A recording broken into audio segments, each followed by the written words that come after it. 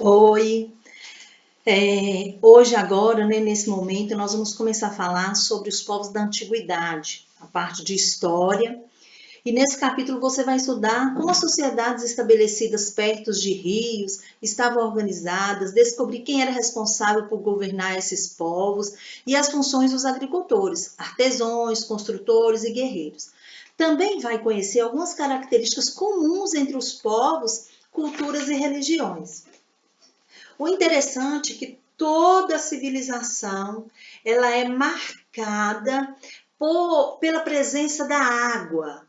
Os povos eles procuravam as comunidades mais simplórias, ela procuravam lugar onde tivesse esse favorecimento, porque sabendo que tinha a proximidade a algum rio, ele teria como sobreviver em forma de plantio, em forma de pesca, em forma de banho, de beber água, do consumo diário mesmo. Então, na página 18, tem aí sobre tipo de função de pessoa representada na agricultura. Marque com X a alternativa que melhor completa essa frase. Então, aqui nós temos uma imagem, né?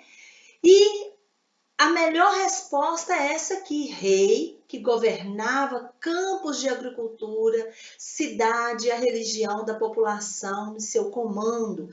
Então, assim como hoje, nós temos um governo, e esse governo, ele tem sobre seus ombros a responsabilidade. Era algo bem mais simples do que antigamente era mais simples do que os dias atuais. Mas mesmo nessa simplicidade, o rei, ele governava campos de agricultura, porque a subsistência ela estava baseada na agricultura. E essas cidades e a religião da população sob seu comando. Então, essa seria a melhor resposta para vocês colocarem. Nós temos aqui uma resposta pessoal, as riquezas e os zigurates, né? E aí vem a próxima. Olha que legal essa ilustração aqui. É de uma cidade, né? O que foi representado nessa ilustração? Uma cidade cercada por um canal, um rio, que era o canal de irrigação e uma muralha. Como nós já falamos na sala, a muralha ela tinha uma função extremamente importante de proteger os limites territoriais daquela região, daquela cidade. E mais uma vez aí a presença do rio, dos canais de irrigação, porque para a população sobreviver, ela precisaria de água, água limpa, água potável. Qual era o nome dado aos templos onde realizavam os rituais religiosos das cidades da Mesopotâmia? Esses templos eram chamados de zigurate. Qual grupo era responsável pela realização dos rituais religiosos? Os sacerdotes. E que elemento a ilustração representa a defesa? A defesa, proteção são as muralhas. Aqui tem um quebra-cabeça bem diferente, né, do convencional. Complete a frase com as palavras que você descobriu ao decifrar o enigma. É uma coisa bem típica das eras passadas. Os templos da Mesopotâmia tinham finalidade religiosa e eram construídos com tijolos de barro. Então, aqui marque com X a alternativa que indica construções dos espaços das primeiras sociedades humanas, que também existem na cidade que você mora. Então, a partir do momento que fala você mora, é uma resposta pessoal. Né? Se fosse eu colocaria casa, colocaria feiras, templos religiosos, mas é de acordo com a sua.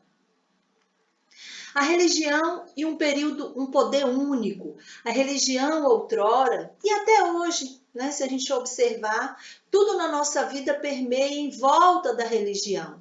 Mas antigamente as religiões dos povos antigos eram diferentes entre si, dependendo do lugar em que se desenvolveram. Por outro lado, tinha algumas características semelhantes, algumas coisas pareciam, né?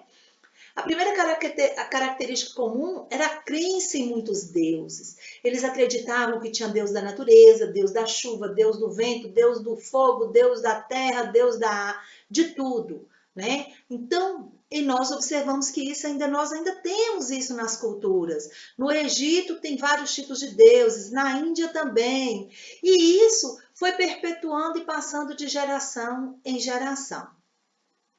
Na próxima página, lápis na mão, que é a página 25, nós temos aqui uma imagem, né, das pirâmides. São construções extremamente valiosas, patrimônios culturais da civilização. Assinala a imagem que representa uma importante construção em cidades da Mesopotâmia. Então, na Mesopotâmia, nós temos essa imagem aqui. Quem administrava os zigurates? Os sacerdotes. Qual era a finalidade dos zigurates? Na parte mais alta de um zigurate eram realizados rituais religiosos. Então, se a gente observar aqui, era como se fosse uma igreja ou um castelo cheio de torres, e lá em cima era onde acontecia os rituais que eles consideravam como sagrados, né?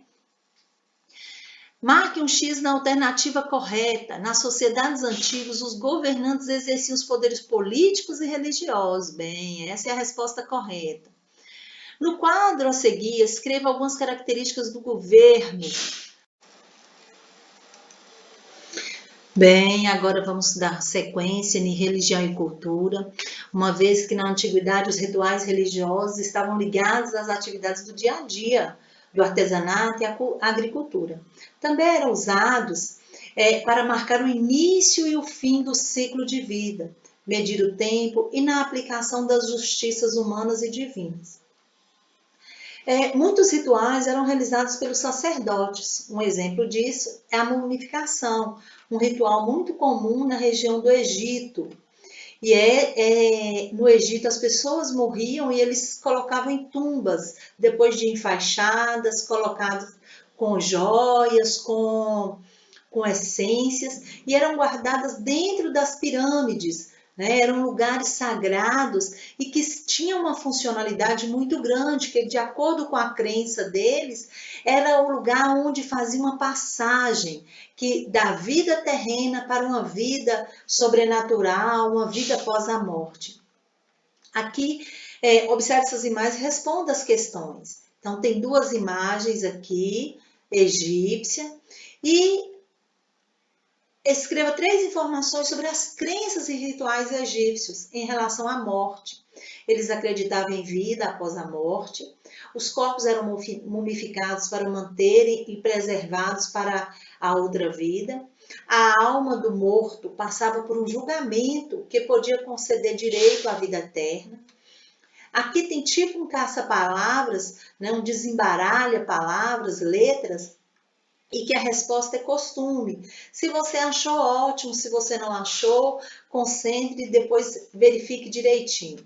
Nessa imagem aqui também, nós temos uma representação bem do ano que eu nasci, ó, 1974, e que um imperador da China, ele mandou enterrar, ó, essas esculturas de barro que tinham uma representação para ele. Isso aqui demonstrava poder, autoridade, relevância no governo de Qin, desse imperador. Os chineses também acreditavam em vida após a morte, e a tumba do imperador Qin é a maior encontrada até a atualidade. Olha que coisa! Em que esse achado arqueológico, em que se assemelha aos costumes egípcios? Eles acreditavam, né, nas tumbas dos faraós também foram encontradas figuras de madeira, de barro, representando pessoas. E essas encontram-se até joias que representavam o poder. Considerando o número de esculturas de barro encontrado na tumba do imperador, é possível afirmar que era um governante poderoso? Sim ou não? Sim, porque isso aqui representava o poder do governo, representava que o governo era forte, que o governo ele tinha em suas mãos um grande exército, um exército poderoso que amedrontava todos. O rei e a lei.